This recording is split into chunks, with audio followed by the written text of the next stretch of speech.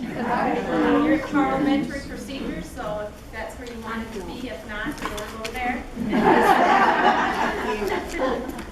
We're privileged today to have Tim Callahan and Devin Doherty. Tim is a sophomore at the University of Illinois. He's pursuing a degree in agricultural leadership education. Right now he has an internship with Focus Training, which is a leadership development and consulting company. Sales, marketing responsibilities, and training in the youth leadership development. Also is internship with Agricultural Education Department, developing online curriculum for a leadership course. And he also works at the Illinois Leadership Center. Tim's career goal is working with the American Diabetes Association as a youth development coordinator. Devin is a senior at the University of Illinois. She's double majoring in animal science and agricultural leadership education. She graduated from Southwestern Illinois High School, where she completed in parliamentary procedure, taking first place floor person her freshman year. Both Tim and Devin are students of Deborah Cordy, who's filming us in the back there. So, pat the back of your hair. She's the teaching associate for the Agricultural Education, University of Illinois.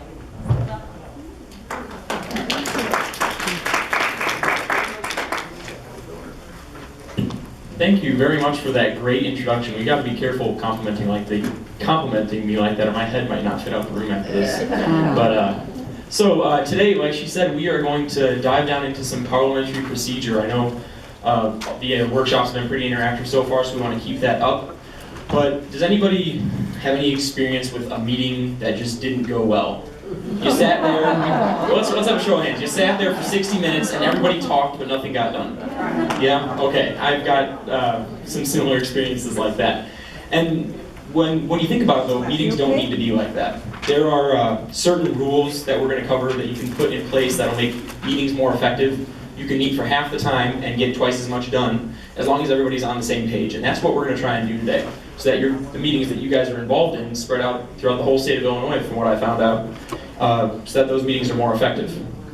So kind of our agenda for the day, we're going to start off with agendas, what makes an effective agenda, how they can help meetings. Then we're going to dive down into Robert's Rules of Order and sort of the different positions, the different rules that meetings have. And then finally, a little bird told me that you guys like to talk, maybe a little bit, so we're going to get into some group activities at the end. So without further ado, let's start with agendas. So we passed out that piece of paper to you guys, and you'll notice on one side there's an agenda, and on the other side there's an agenda. Who's got a good guess as to which one is the bad agenda? There's little numbers at the top. Which one? Number 1 is the bad agenda. Okay, so let's, I like hand raising, and I want as much participation as possible, so let's go with hands. What makes that a bad agenda? It's too informal. It's too informal. Great point. Nothing is set in stone what you're going to do. Those are both great points. Question marks are always good. Oops, sorry. Right here? You're not sure who's present. Yeah, you're not. Just nicknames. Yeah, exactly. Who's B-Rad?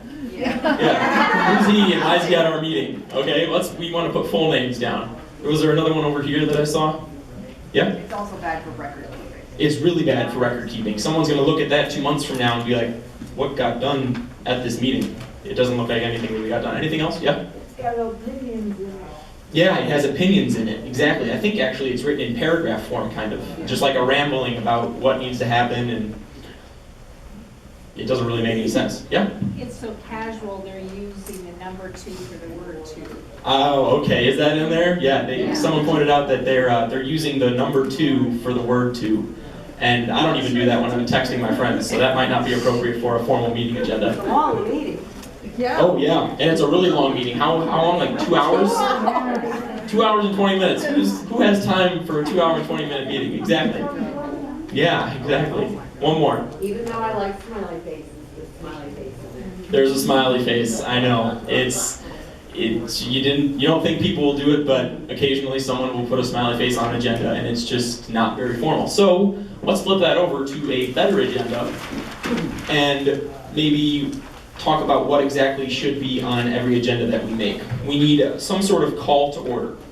You need everyone needs to know why they're coming to the meeting. You also need approval of minutes for this meeting that generally gets passed around. You need officer reports. You need ad hoc reports. You need unfinished business from old meetings, and then you need new business.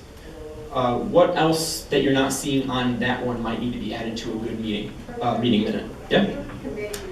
Committee reports. Treasurer's reports, okay. If I think this is right, you shouldn't have old business, it should be unfinished. Yes, a lot of times phrasing, people get really technical about the way they want their agendas phrased, and so technically it should be unfinished business instead of old business. There's also another big one that has to do with timing that's not on that agenda. People really like to have an idea of how much time something's going to take, and that's, even though it's a good agenda, it doesn't have timing on there. So you might want to put maybe 10 minutes next to the first section so that people have an idea in their head. Because otherwise you get people checking their cell phone, looking at the clock, wondering how long this portion's been taking. So that's something good to keep in mind. Any other things that you see that are different between this one and the other, the old bad agenda? What are the differences are there? Mm-hmm. Well, tell us what group it is. It tells what group it is. Yeah, the other one didn't even have a title, but this one clearly states at the top, this agenda is for the, I think I took one of my old agendas to make this the Student Activities Committee, or something like that. Back there, I saw another one. I don't know, I've not heard of an approval of an agenda. Approval of agenda. So, in very, very formal settings, you would initially have an agenda sent out beforehand, and then people would check it to make sure that they agree with everything that's going to be covered. They would also take that time possibly to submit some requests for changes or new business that they want added to it. I'm one of the organization times and I'm a board member. And at our board meeting, right before the meeting, we put the agenda together every year. Okay, so you're saying that beforehand you put the meeting agenda together? Okay, yeah, see, that's just another, organizations tend to do agendas differently, but what's good is that you come to a consensus about how you're going to do all those. Were there any, yeah? The pledge to the flag as you open. Does anybody have like a kind of something they start each of their meetings with that maybe other meetings don't do generally? Yeah, like a pledge, something like that? Okay. Yeah, exactly. So the important thing to keep in mind for agendas is that you want them to be formal. You don't want text talk, that's what you call the other one. There was a lot of text talk in it. You want it to cover your old or your unfinished business, your new business, and then most importantly, you want it to be very concise. The problem with the one on the back is that it's just too wordy. It takes 5 minutes to read through it all. The good thing about the front one is that it's concise, you can see exactly what's going to happen at each part of the meeting, and then that leads to faster meetings. So, What can you say to people that, once they get the floor, they don't want to give it up? They say, "Oh, our other meeting also does this, and these are my grandchildren, and this is." How can you stop that? so you're saying someone who might maybe ramble once they're on, once they have the floor? We are going to get to that in just a few minutes, actually, and that's a great transition, thank you very much, into the next portion of our workshop, which will be Robert's Rules of Order. Oh, one more question. All organizations don't have to unanimously approve the reading of the minutes. That's true. That is very true, actually, and the organization I'm in doesn't unanimously approve them. They should just say if no corrections or additions are Mhm. approved as read. Yes, that's very correct. You don't necessarily have to have a unanimous approval of the agenda. Some very formal meetings do, but not very many. All right, and with that, we are going to move on to the next part, and here is Devin. All right, hi everybody. So as you said, we're going to get kind of into the basics of running a meeting. So to begin with, we are going to start with some basic rules that every meeting should uphold. So for every meeting, all members have equal rights, privileges, and obligations. You don't want any member to feel shut out, secluded, that they don't matter, that what they want is not what the group is going to want, and it's not, they should feel open to giving their own opinions. A quorum has to be present, so how many of you have been to a meeting that only like 5 out of the 20 members show up? And when that happens, since majority is not there, technically a meeting cannot take place. You guys can have the meeting, you can talk, but nothing can be voted on, and nothing can be decided because there's not enough members there present. Full and free discussion is allowed for everything, so everybody has the right to voice their opinion on every motion, and they have the right to stand up and talk. Only one question can be discussed at a time. How many times have you gotten in there and there's 20 people wanting to talk about 20 different things? You know, you're talking about the weather and the upcoming planting season, and they want to talk about, you know, yesterday's basketball game. So you guys just want to stay on topic and only discuss one issue at a time. No person can speak until recognized. Again, that cuts into the whole, you know, you have 5 people that want to stand up and talk at the same time, or you have a bunch of people that are down on the floor. You know, you're trying to give your opinion on a meeting. How many times have you guys been in a meeting where you're up there talking and presenting something that you're very passionate about, and somebody else is back there giving their 2 cents on it? Yeah, happens a lot. So you just want to make sure that if you're up there talking and you have the floor, you're the only one talking. I'm sorry? We're going to get to that in just a minute, as to whose responsibility that is and how to go about doing that.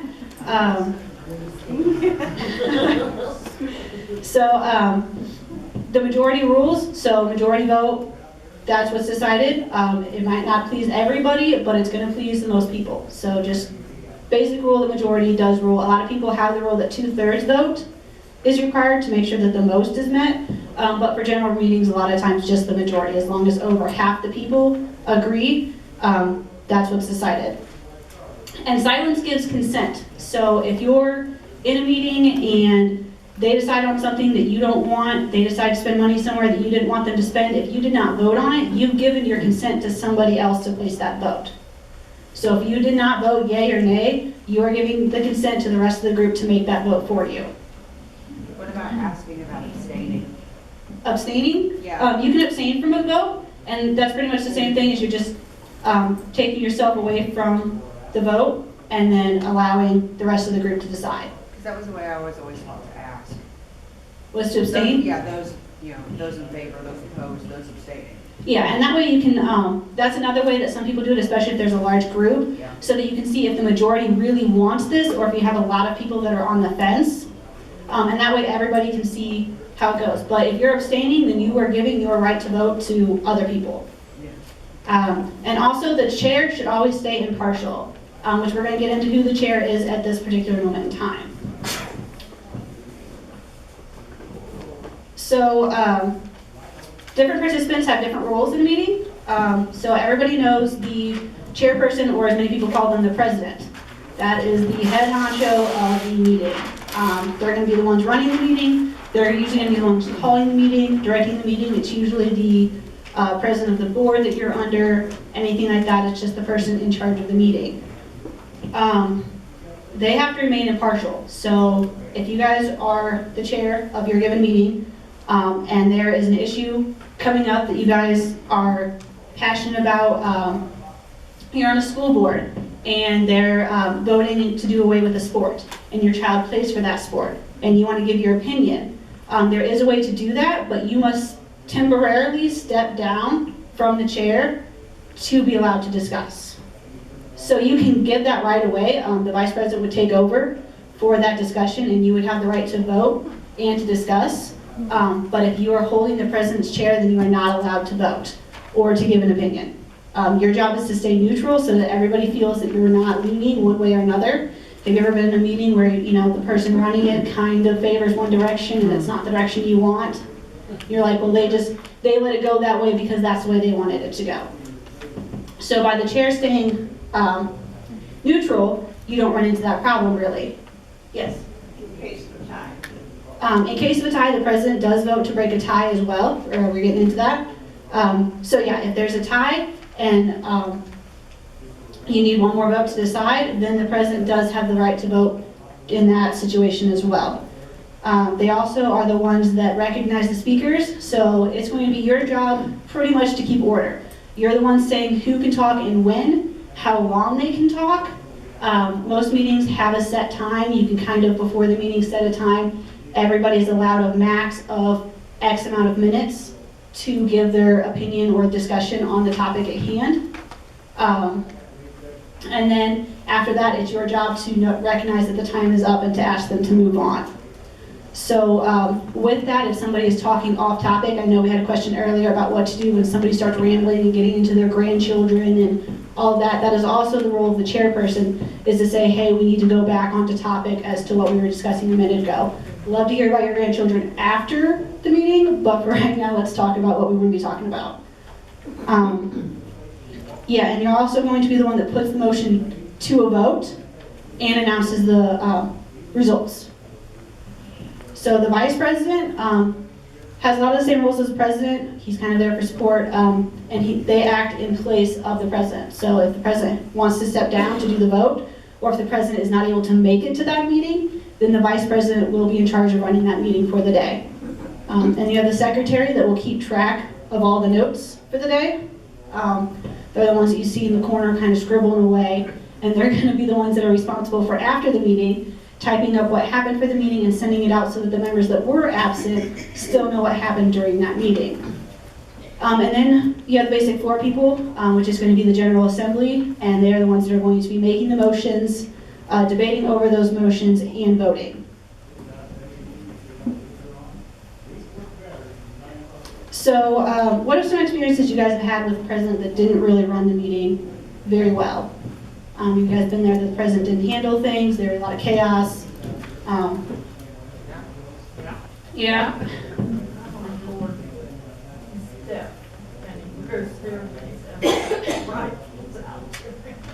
You have to write things out so he can see what you wanna ask, yeah, and then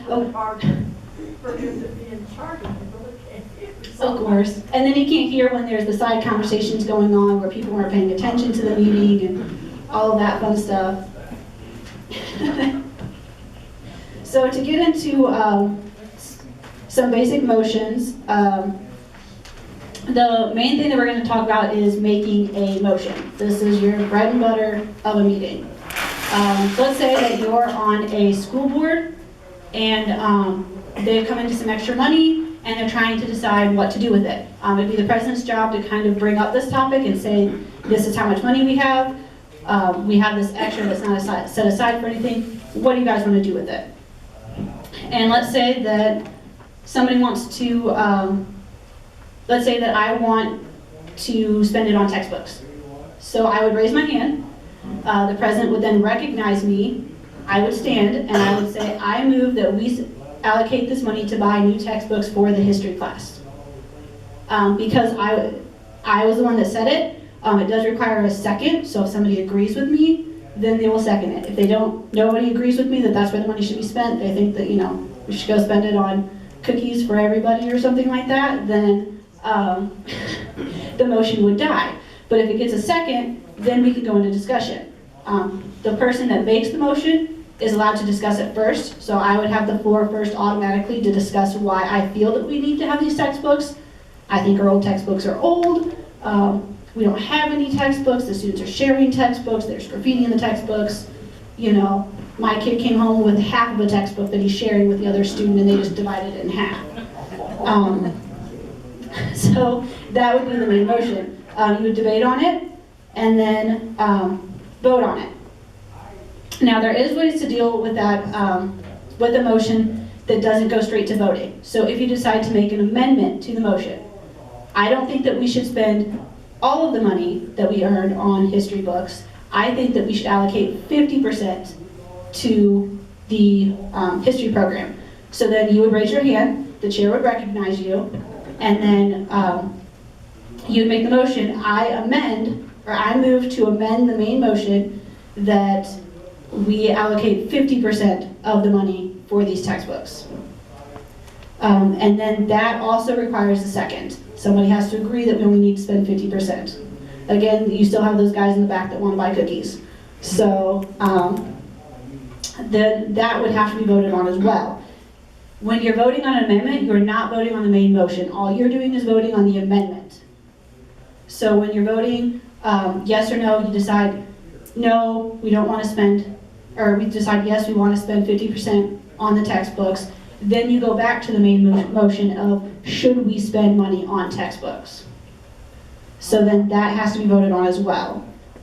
There's also an option, if you guys decide that you don't have enough information at that moment, you're not sure if we should spend it on history books or if we should spend it on math books. You don't know what books are worse off than others, what departments are needing the funds as much. You can also do what's called a refer it to a committee. Yes, we'll get to that. So referring it to a committee just means that you need more information and you assign a group of people to look further into that. So somebody would make the motion, you guys have been talking about this, you guys have a lot of questions on it. If the General Assembly seems a little confused, they want more information, then somebody would be recognized by the chair and stand up and say, I move to refer this to a committee. Then that would be voted on, and then you would take volunteers for the committee, and you usually have like around 4 or 5 people, at least, sometimes more depending on how big of an issue it is or how many people are really enthusiastic in this. And then they would meet outside of the meeting to get that information and be asked to report back at a certain date. So you guys would set a date that you want to hear back from them. And then they would go and get the information and bring it back. So then that motion is over because we referred it to a committee. So we're just going to... Second on your referral? Yes, there is a second. On the referral? Yes, there is a second and a vote, majority rule, on the referral. And then you guys are done with that, you're going to wait until later on.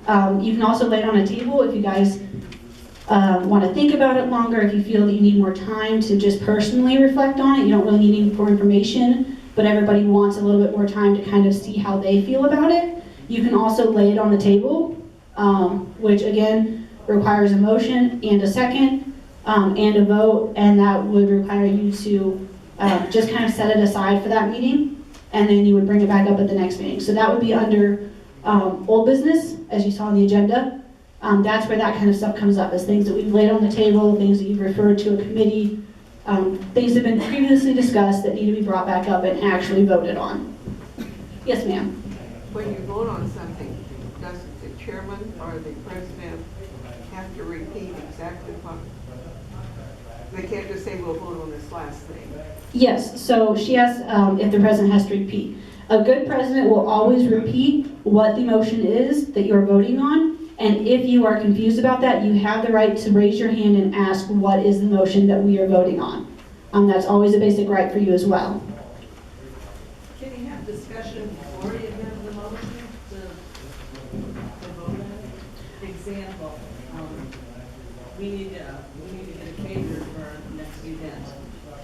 Does anybody have any ideas on that? Can you discuss that in writing?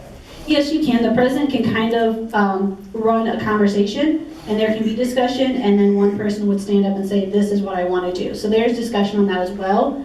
There's discussion on any idea that you guys are having until somebody makes that motion. Once somebody makes that motion, then the entire focus and discussion has to go to that motion. Any other questions?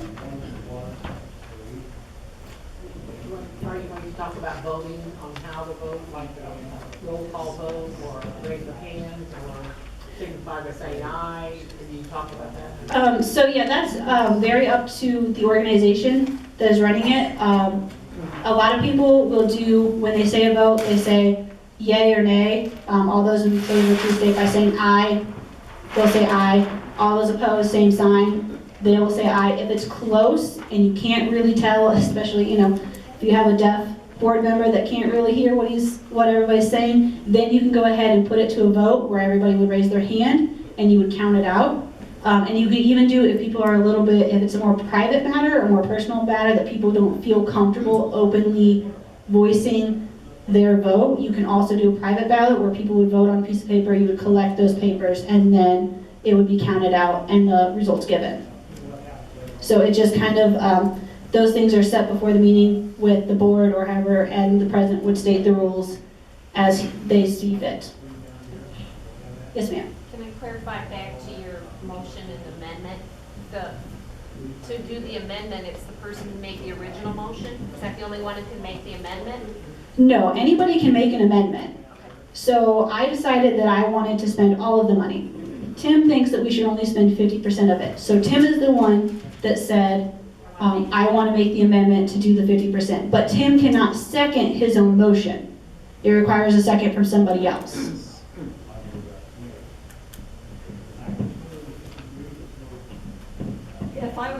If I asked to,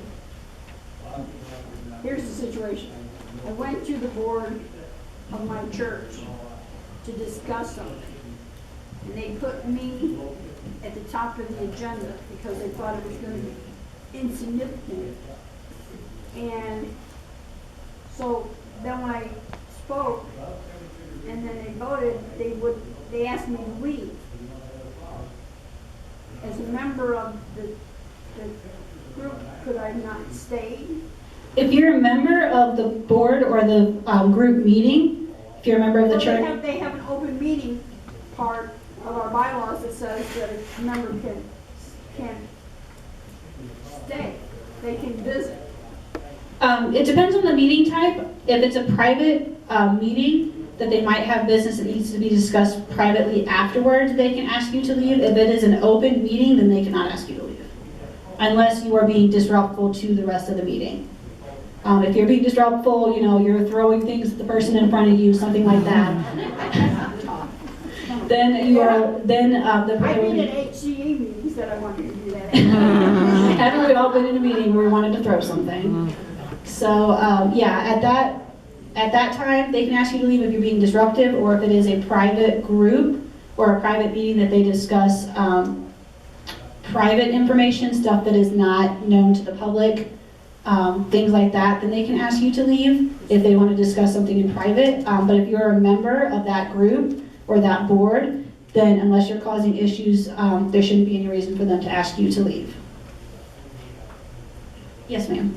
Got a couple of ones, she says, that are argumentative back and forth, and they banter constantly.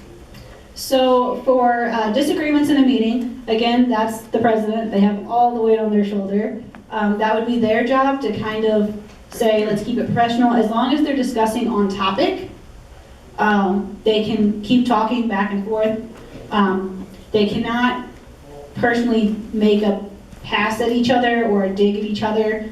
They can't really degrade each other's character, that kind of stuff. The president should really remind everybody to keep it civil. And the president does not have to say, you right there, don't do that. He can make, they can make a general statement as to, I would like to remind the group to please don't speak while somebody has the floor. I can remind the group to please keep it civil.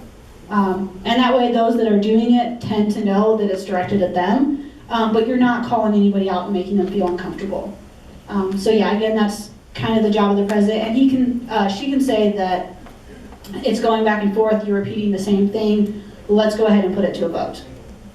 If it's becoming very repetitive and circular, you also have the power to say, let's go ahead and put it to a vote. Okay.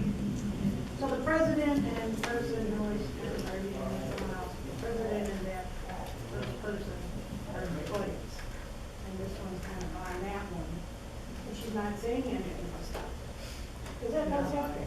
That does happen all the time. And they're not saying what they're saying. They're not bringing it back and let's go forward. What do you Yeah. do as a person that's being, I don't want to say kicked out, but. Yeah, I understand what you're saying. That becomes a very gray area, depending on the board that you're at. I'm from a small town, so I went to boards that, everybody knew each other, everybody had their friends, everybody buddied up, and a lot of times it became unfair because you had the people that everybody knew and liked, and they were the ones that got away with whatever.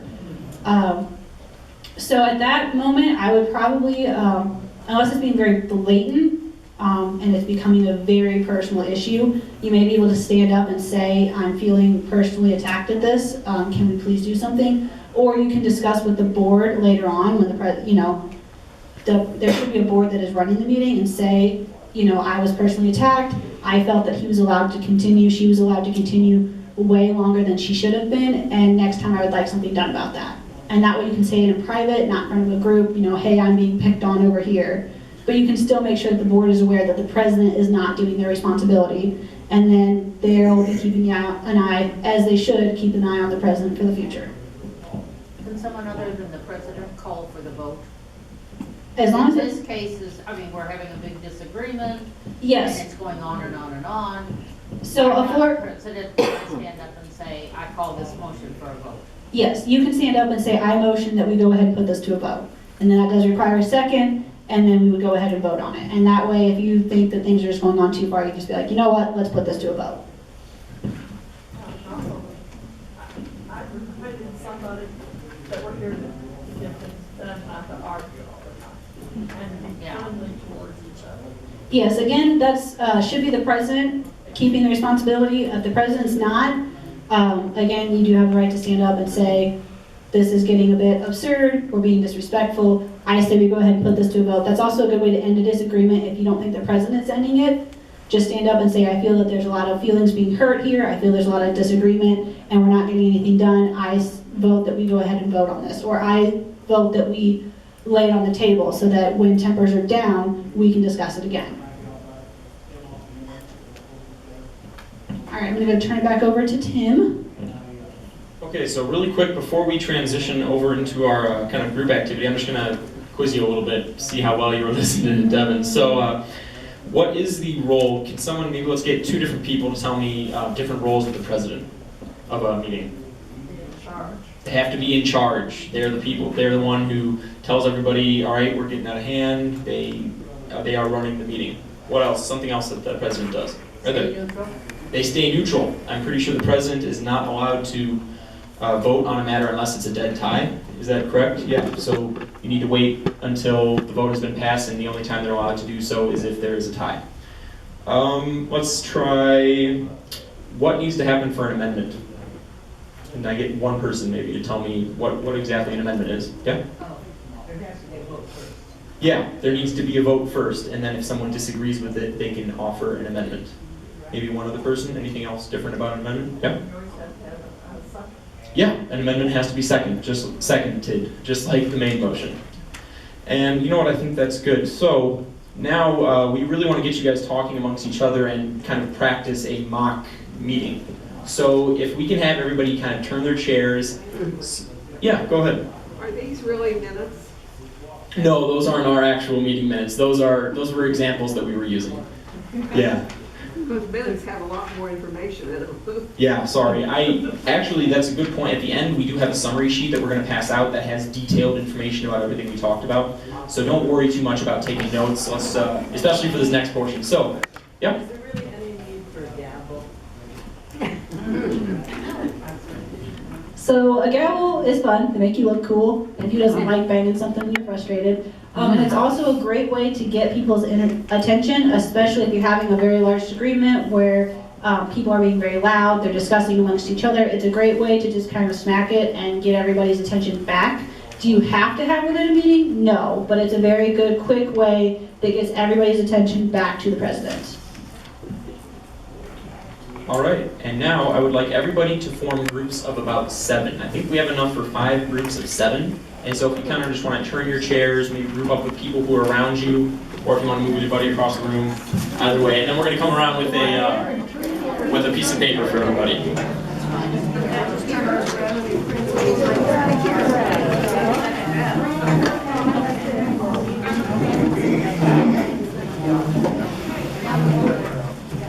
I did that, you know. Sorry, I had that down there.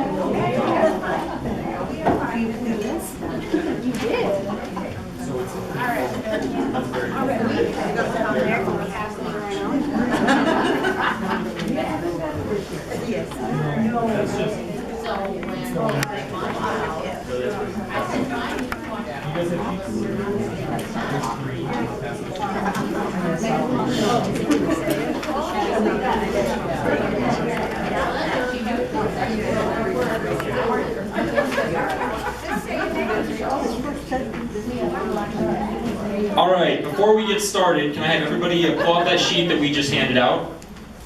Yeah? Oh.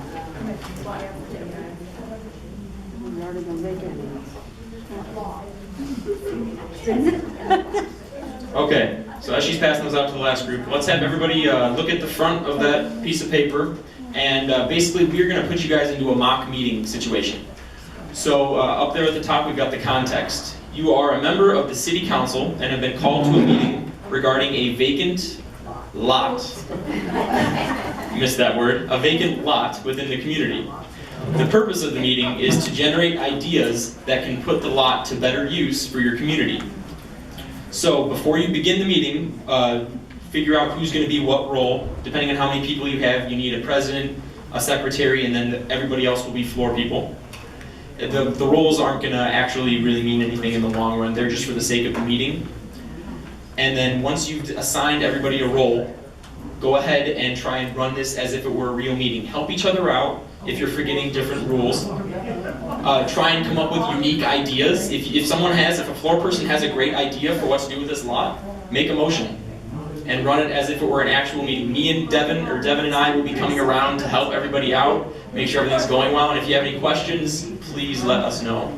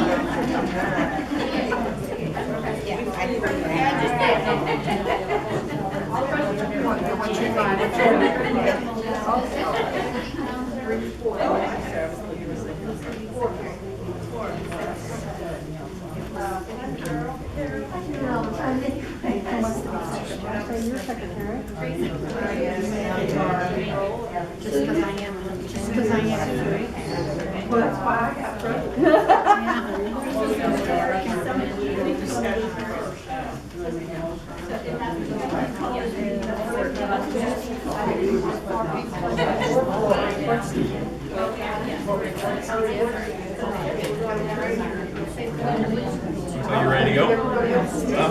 Looks like you're ready to go.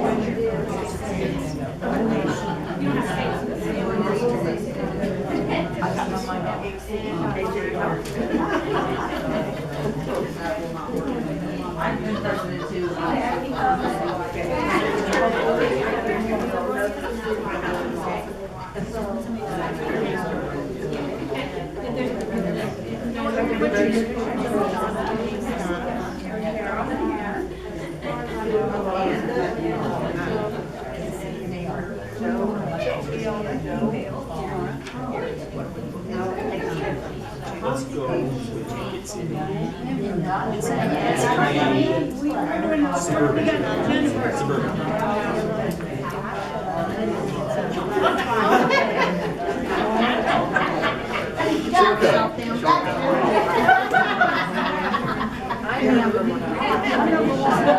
So is it?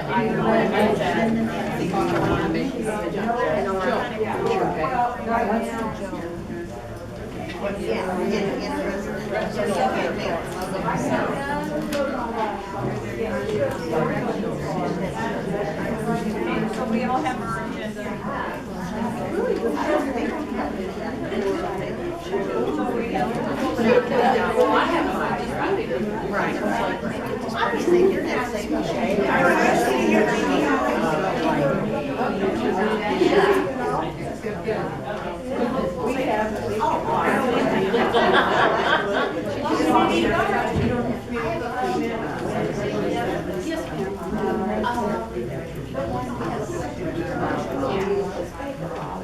Since this is our first meeting, we don't have this in our group very often. I was just thinking the same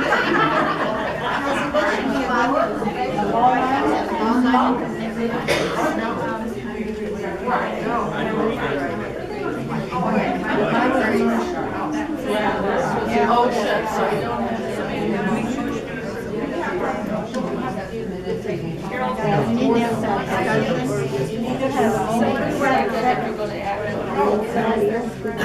Carol's gonna be the motion, so we're gonna accept the agenda. I'm trying to decide what to do with the vacant lot. And I made a motion.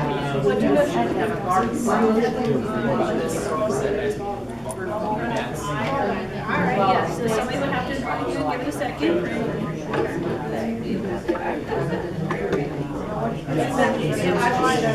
Yeah, and then she has right to discuss it first. If someone wants to make a second, I'm in the group, I will second your opinion.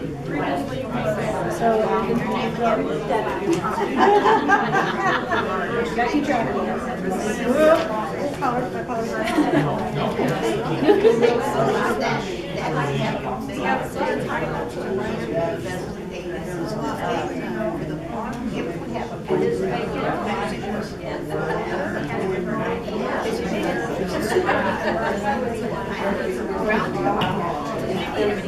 Just a quick check-in. At this point, everybody should be into their meeting, maybe suggesting ideas, discussing. Just a quick check-in. Sure, this one is the park building. So, yeah, so what happens is once the second is made, you get first discussion, and you get to say why you think this is a great idea. And then everybody else can voice their opinions on it, and then if you have something else you'd like to add, you can say it again. So if you have anything to add, you can say something. I feel like there is sufficient parking, and it just needs to be parking in the street. So like get some idea.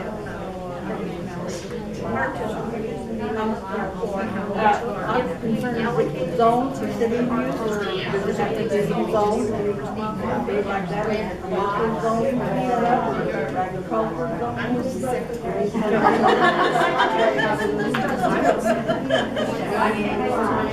She made it. I made it.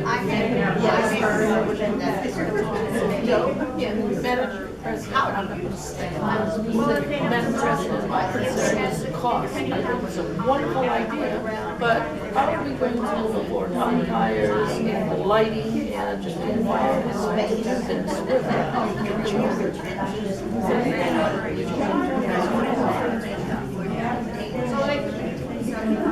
What it just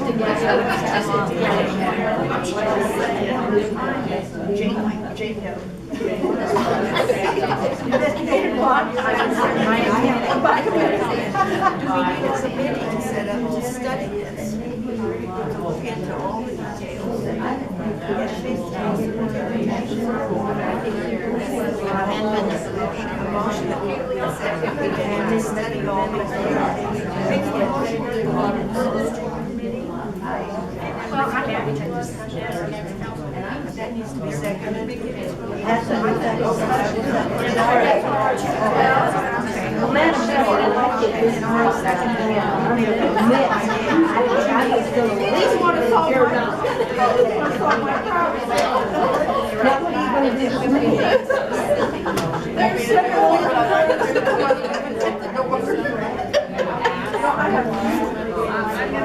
They are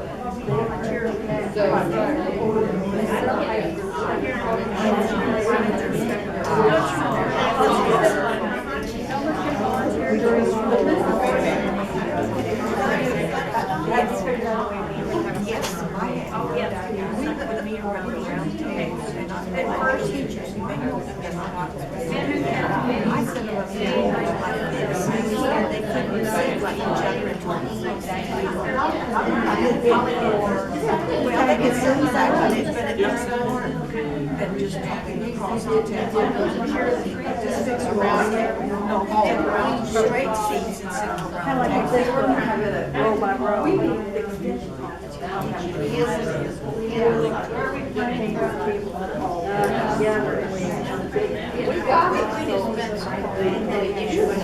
we got it. We got it. We keep hearing. So then we elect a committee. No, that's like my conversations.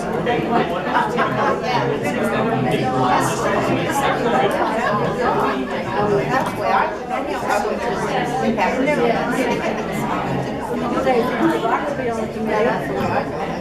For those groups who are still working on passing a motion or discussing ideas, we'll give you another 2 minutes. Another 1 or 2 minutes.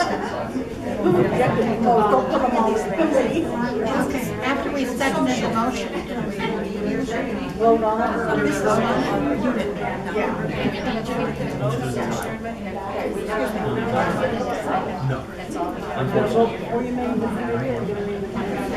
But if you voted on a 2-2 tie, then you do. Right down the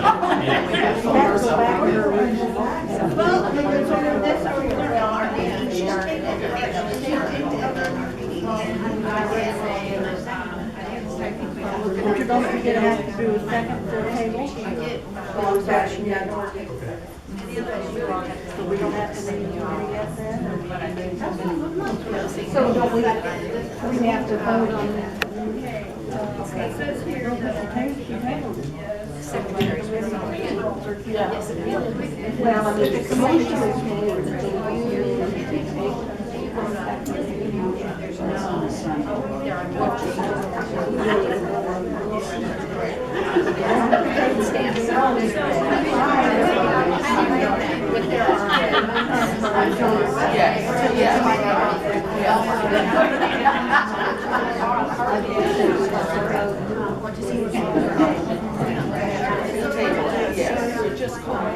Okay, so Judy made a motion to have a committee.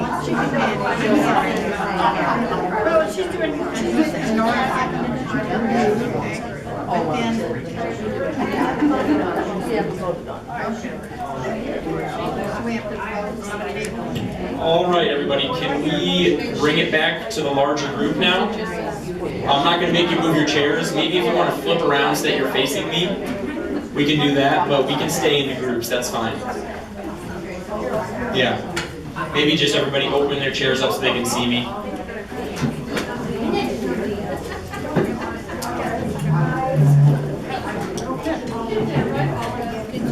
I heard a lot of really interesting ideas, and so before we dive into what happened in the meetings, let's just get maybe the president from each group. What was the idea or what happened? Let's start over here. Well, we had a couple of ideas thrown out. One was a playground, and the other was a community garden. And there were a lot of unanswered questions that we come across in this discussion because of cost. Who's going to maintain a community garden? Who's going to maintain the playground? What's the equipment going to cost? What kind of equipment's going to be? So we actually made a motion to refer to the committee. All right. So it looks like we might have had a few groups do that. So we had a refer to committee. Anybody else refer to a committee? Oh my gosh, awesome. Okay. All right. Hold on 1 second. We actually, I gave a synopsis of the lot and where it was located and the history of it before, as I opened the meeting. Okay. So they knew it was the 1,500 block of forest, which Millikan University owned at one point. Okay, so providing a little context. So, was there, really quickly, one question, yeah? When you're doing the minutes, you don't have to put all this on minutes. No, you do not. Discussion, generally the secretary might take note, but they don't need to be in the minutes. We tabled, but then took the privilege, the name of the minute. Okay, all right, Sorry. that's fantastic. So, what led you guys to kind of decide to refer to a committee? What were some of the struggles? No funding. Money. We don't know how much it's going to cost. That's when you would refer to a committee. So we didn't take care of it. Oh, yeah. Exactly. Oh, if you wanted to sell it. Yeah. How much is it worth? You need to get it appraised, that type of thing. The size. Oh. Size. Oh, the size of the lot. We need to go actually investigate it to see what sorts of, what the dimensions are, what condition it's in. Swimming pool and we had to have parking. Yeah, swimming pool and you need parking, exactly. So the point is, with refer to a committee, all of these ideas are something that a typical committee might not know, or a typical meeting might not know about. You might need to refer to a committee to find it out. Zoning, exactly. I don't know the zoning of pretty much anything. So you might need to refer to a committee that is able to take care of that for you. What were some difficulties? We had one group that had maybe some side conversations going on. Were there any other difficulties that you guys came into during the meetings? 5 different ideas. 5 different ideas. And how many people? 5 people, 5 different ideas. Okay. Back here? He felt it was unclear whether or not the city even owned it. It didn't, I mean, that's a private individual owned it. Okay, so you don't know whether or not it's actually owned by the city and whether or not you're legally allowed to do it. That's more of a technical difficulty. Other things that might have gone wrong or prevented you from moving forward. I suggested that we put a couple of them together, like senior citizens, place and playground. Oh, okay, so maybe combining some ideas together. Okay, so that's kind of like a remedy for the problems that you were having. Okay, and so I think the biggest one was the side conversations. That's a problem that most meetings face. Does anybody have an idea, a good way, besides the president, because we all know that that's the president's job, is to take care of side conversations, but say the president isn't doing that. How can you take care of those as just a regular committee member? Shushing. Okay, in some contexts, maybe not. Depending on who you're shushing, that might not work. What else? What are some other things you can do? Stand up like you suggested and say, we're looking off track, let's get back to Exactly. the original. Stand up, let everybody know that we've kind of gone off on a tangent and that we need to bring it back in. These are all really great. I hope that, I know it was a short amount of time, but I hope that you really maybe got to put some of these rules into practice in that meeting. And also, if you ever run into a vacant lot, now you might know what to do with it. But now I'm going to pass it over to Devin one last time. She's going to wrap things up for us. All right, guys, give me one last time. So what are some ways you guys think that you can implement this in your own lives? I know we've talked about it here with the community gardens. I know many of you are professionals.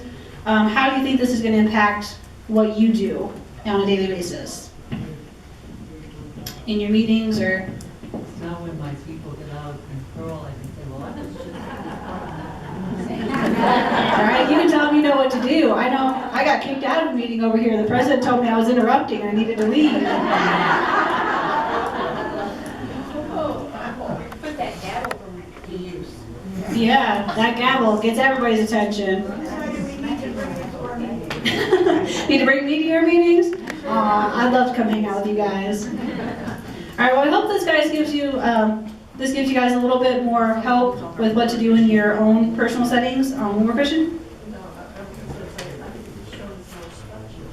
More structure, definitely. So maybe in the future when you guys have meetings, you kind of can help direct the other groups that you're with so that they understand the different rules and how they might be able to help out.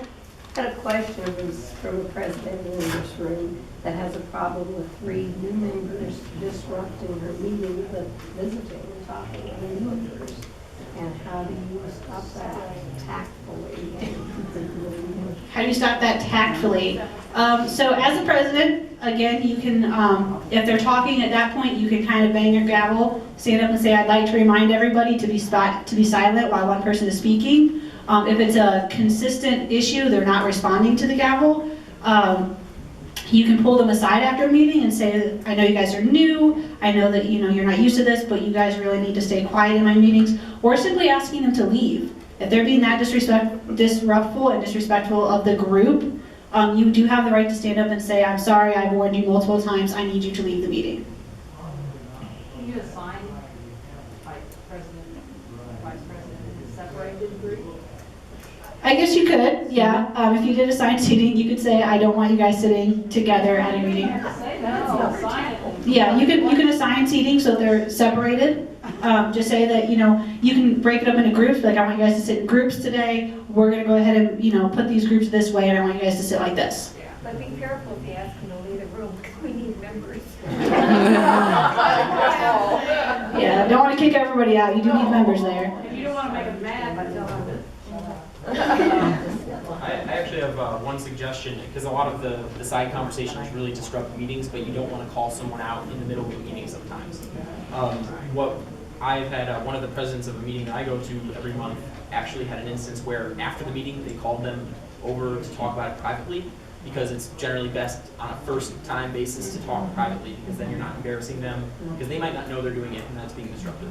But then if they repeat a second time or a third time, then you need your meetings to be effective, so you might want to make a note of it during the meeting and say something. Yeah, this is on a progression kind of basis. Like first try to, generally make the statement. Secondly, pull them aside and tell them that they're being disruptive. And then you can try the groups, or eventually if they're just not getting the point, maybe asking them to leave for one meeting might entice them to remain quiet. Could you do the warning card like you do in volleyball, you get a yellow card? I mean, if you want to in your meeting, you can hand the yellow card, but again, that goes into kind of individually calling them out. If they don't. They wouldn't shut up. That is a statement. I just get so aggravated with them, and I thought, I can't go on with this. So I got up and I said, I quit, ladies, and I walked out the door. That's one way to handle it, I suppose. The ladies that did a lot of talking, they took it over, but I said, no. 6 months and go from there. And it's been going on, but you can only take so much of these women. Well, they probably felt they did their duty. They just didn't shut up. I mean, that's one way to handle it. You are all volunteers, so I mean, I guess technically you don't have to stay in the room if you do not wish. And that'd be a sure way to let them know that they've made you mad. But yeah, Tim's going to come around with the summary of what we did today. If you guys have any questions, you're welcome to come up and talk with us after the meeting. I want to thank you guys for being so great and participating with us. I hope you guys learned a little bit.